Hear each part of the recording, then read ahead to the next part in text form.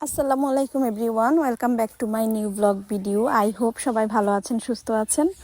আমরাও আলহামদুলিল্লাহ ভালো আছি। আজকে হচ্ছে সকাল সকালই ছাদে চলে আসছিলাম। ছাদে আসছিলাম হচ্ছে গাছের সবজি নেওয়ার জন্য, যেহেতু আর একদিন পর বাড়িতে চলে যাব, তাই সবজিগুলো অনেক বড় হয়ে গিয়েছে। এজন্য হচ্ছে সবজিগুলো কেটে নিয়ে যেতে আসছিলাম।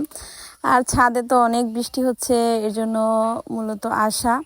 আর ছাদের মধ্যে বৃষ্টিতে ভিজে ভিজে সবজিগুলো নিতে আমার অনেক বেশি ভালো লাগে। আর বৃষ্টির মধ্যে তো গাছগুলো অনেক বেশি সতেজ সবুজ থাকে, গাছগুলো দেখতে মাশাআল্লাহ অনেক বেশি সুন্দর লাগে। আর সাথে তো বৃষ্টির মধ্যে ভিজতেও অনেক বেশি ভালো লাগে। তো আমি কি করেছি, আমি সকাল সকাল চলে আসছিলাম ছাদে, এসে হচ্ছে গাছগুলোকে দেখে নিচ্ছিলাম। আর হচ্ছে সাথে সবজি কেটে নিচ্ছিলাম। গাছের মধ্যে ছোট ছোট পুঁইশাক হয়েছিল, তো পুঁইশাক তারপর হচ্ছে বেগুন, এগুলো হচ্ছে আমি কেটে নিচ্ছিলাম। আমার তেমন কিছু লাগবে না, অল্প কিছু সবজি দরকার আজকে রান্নার জন্য।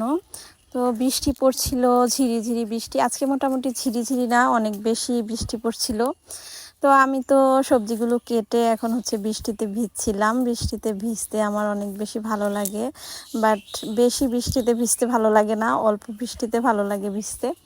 তো আমি হচ্ছে বৃষ্টিতে ভিজছিলাম। আর বৃষ্টি তো হচ্ছে মানে বৃষ্টির পানিটা চুলের জন্য অনেক বেশি ভালো। তো বৃষ্টিতে ভিজলে চুলটাও অনেক বেশি সফট হয়, এর জন্য হচ্ছে আমি বৃষ্টিতে ভিজছিলাম। আর স্কিনের র্যাশ, তারপর হচ্ছে অ্যালার্জি, এগুলা কমে যায়। এর জন্য একটু আমি বৃষ্টিতে হচ্ছে ভিজছিলাম। বৃষ্টিটা তো হচ্ছে টোনারের মতো একদম কাজ করে। তো আর আপনারা কে কে বৃষ্টিতে ভিজতে অনেক বেশি পছন্দ করেন আমার মতো, অবশ্যই কমেন্ট করে জানাবেন।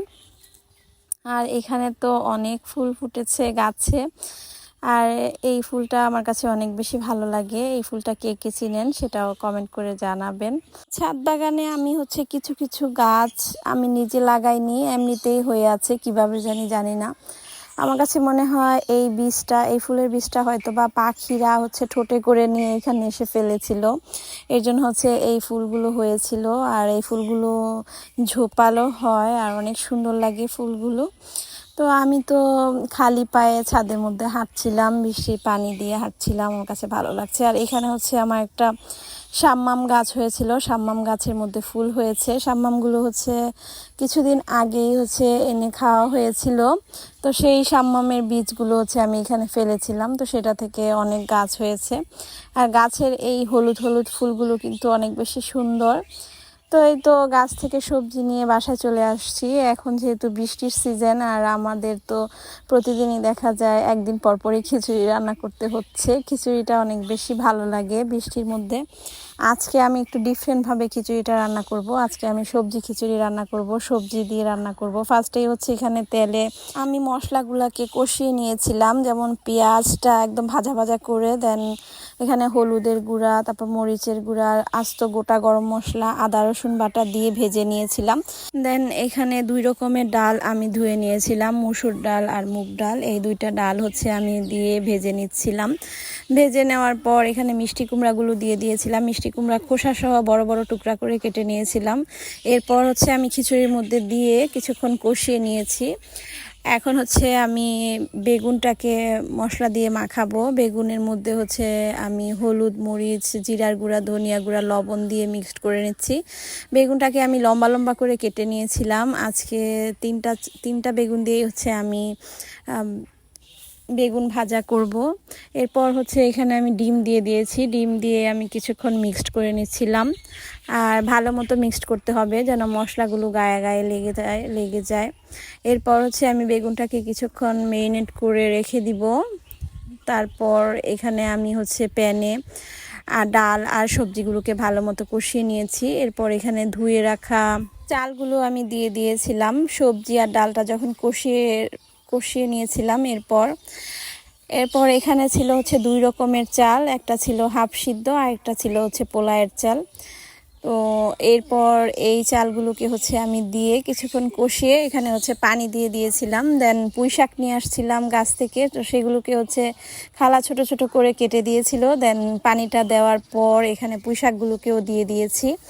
তো এখন হচ্ছে চুলার আঁচটাকে হচ্ছে আমি একদম হাই করে তারপর হচ্ছে ঢাকনা দিয়ে ঢেকে দিয়েছিলাম। আর ঢাকনা দিয়ে ঢেকে দিয়ে কিছুক্ষণ রাখার পর এখানে হচ্ছে বলক চলে আসছিল। যখন হচ্ছে খিচুড়িটার বলক চলে আসছে তখন এখানে আমি কাঁচামরিচ দিয়ে দিয়েছিলাম, আস্ত করে রাখা কাঁচামরিচটা এখানে আমি দিয়েছিলাম। দেন এখানে হচ্ছে আমি 1-2 টেবিল চামচ ঘি দিয়ে দিয়েছিলাম। আর ঘিটা হচ্ছে আমি মানে চাল ডালটা যখন বলক চলে আসছে তখন হচ্ছে আমি এখানে ঘি দিয়েছিলাম। আর এই সময় ঘি দিলে খিচুড়ির ফ্লেভারটা অনেক ভালো আসে। তো এরপর হচ্ছে আমি আবারও ঢাকনা দিয়ে ঢেকে রেখে দিয়েছিলাম চুলার আঁচটাকে একদম লো করে। দেন এখানে হচ্ছে আমি চিকেনটাকে রান্না করেছিলাম, আজকে চিকেন রান্না করেছিলাম, দেশি মুরগি রান্না করেছিলাম। তো এই পর্যায়ে আমার খিচুড়িটা একদমই হয়ে গিয়েছে, পারফেক্টভাবে খিচুড়িটা হয়েছে। এখন হচ্ছে আমি খিচুড়িটাকে আঠালো করার জন্য বেশি করে নেড়েচেড়ে দিচ্ছিলাম। নেড়েচেড়ে এখন হচ্ছে ঢাকনা দিয়ে ঢেকে কিছুক্ষণ মিডিয়াম আঁচে রেখে চুলার জালটা হচ্ছে আমি অফ করে দিয়েছিলাম। আর এই পর্যায়ে এখানে হচ্ছে আমি একটা প্যানের মধ্যে হচ্ছে তেল দিয়ে দিয়েছিলাম। তেলের মধ্যে যে আমি মেরিনেট করে রাখা বেগুনগুলো ছিল, তো সেই বেগুনগুলোকে হচ্ছে আমি ব্রেড গ্রাম দিয়ে তেলের উপরে ছেড়ে দিচ্ছিলাম। আজকে হচ্ছে ব্রেড গ্রাম দিয়ে হচ্ছে আমি বেগুনগুলোকে ভাজবো। আর এইভাবে ব্রেড গ্রাম দিয়ে বেগুন ভাজলে এমনিতেও খাওয়া যায়, বাচ্চারাও অনেক বেশি পছন্দ করে। দেখা যায় নর্মালি আমরা যে বেগুনটাকে ভাজি বাসার মধ্যে মানে প্রতিদিন খাওয়ার জন্য, সেই বেগুন ভাজিটা বাচ্চারা তেমন একটা পছন্দ করে না। এটা যেহেতু ব্রেড গ্রাম দিয়ে ভাজা হয়, কালারফুলও দেখা যায়, এর জন্য হচ্ছে বাচ্চারা অনেক বেশি পছন্দ করে। আর আমার বাচ্চারা তো এটা দেখে অনেক বেশি পছন্দ করেছিল। তো এইভাবে বেগুন ভাজাটা নাকি ওদের কাছে অনেক বেশি ভালো লেগেছিল। আমি যেহেতু গাছ থেকে লম্বা লম্বা বেগুনগুলোই নিয়ে আসছিলাম, সেই জন্য বেগুনগুলোকে লম্বা করে কেটে নিতে হয়েছে। আপনারা চাইলে রাউন্ড বেগুন দিয়েও রাউন্ড রাউন্ড করে কেটে গোল গোল করে শেপ করে কেটে দেন হচ্ছে এভাবে ফ্রাই করতে পারেন। আর বেগুন এইভাবে ফ্রাই করলে অনেক বেশি মজা হয়, মনে হচ্ছিল যেন একদম চিকেনের মতো দেখা যাচ্ছিল এরকম। তারপর হচ্ছে আমার বেগুন ফ্রাইটা হয়ে গিয়েছিল। আর এখন হচ্ছে সবাইকে দুপুরের খাবার দিয়ে দিচ্ছিলাম। আর আজকে হচ্ছে এত মজা হয়েছিল খিচুড়িটা, তো আমি হচ্ছে প্লেটের মধ্যে খিচুড়ি নিয়ে নিচ্ছিলাম আমি খাওয়ার জন্য। তো ফার্স্টে হচ্ছে খিচুড়িটা নিয়ে নিয়েছি, দেন হচ্ছে বেগুন ভাজাটা নিয়েছিলাম, এরপর হচ্ছে এখানে চিকেন নিয়েছি, লেবু নিয়েছি। তো এইভাবে মিক্সড করে খেতে খিচুড়িটা বৃষ্টির দিনে অনেক বেশি মজা। সাথে সামান্য পরিমাণে আচার নিয়ে নিলেই এনাফ, তো আর কিছুই লাগে না। তো এরপর হচ্ছে দুপুরে খাওয়া দাওয়া করে বিকালে হচ্ছে আমি আজকে আবারও ম্যাঙ্গো পুডিং বানাবো। সেই জন্য হচ্ছে আমি আমটাকে ব্লেন্ড করে চুলায় হচ্ছে জাল করে নিয়েছিলাম চিনি আর আগার আগার পাউডার দিয়ে। এরপর একটা মল্ডে হচ্ছে সেট করে নিয়েছিলাম। আর বাচ্চারা তো ওই দিনের ম্যাঙ্গো পুডিংটা অনেক বেশি পছন্দ করেছিল, সেই জন্য আবারও বানালাম। আর এটা একটু ডিফারেন্টভাবেই বানিয়েছি। তো এখন যেহেতু বাড়িতে চলে যাব, তাই অনেক তাড়াহুড়া করে সব কিছু গুছাচ্ছিলাম, সেভাবে হচ্ছে কোনো কিছুই মানে ভিডিওগুলো করা হচ্ছে না। সবার ফার্স্টে হচ্ছে আমি আমের পুডিংটা রেডি করে একটা মল্ডে হচ্ছে সেট করেছিলাম, সেটা হচ্ছে একদম সেট হয়ে গিয়েছে। এখন হচ্ছে এই পুডিংটাকে হচ্ছে আমি ছোট ছোট করে কেটে নিব। আর এই পাশে হচ্ছে আমি মল্ডের মধ্যেও দিয়ে দিয়েছিলাম। তো এই পাশে হচ্ছে আমি দুধটাকেও জাল করে নিচ্ছি, যেহেতু আমি ম্যাঙ্গো মিল্ক পুডিংটা বানাবো। তো এই জন্য দুধটার মধ্যে হচ্ছে আমি চিনি, দুধ আর আগার আগার পাউডার দিয়ে হচ্ছে দুধটাকে জাল করে নিয়েছি। এরপর একটা মোল্ডের উপরে সেট করে নিয়েছি। তো সেট হয়ে গেলে এই ম্যাঙ্গো পুডিংটা একদম পারফেক্টভাবে হয়ে যাবে। তো এই তো আমার আজকের ব্লগটা আপনাদের কাছে কেমন লেগেছে অবশ্যই জানাবেন। নেক্সট ব্লগে সবাইকে স্বাগতম। Thank you for watching my video.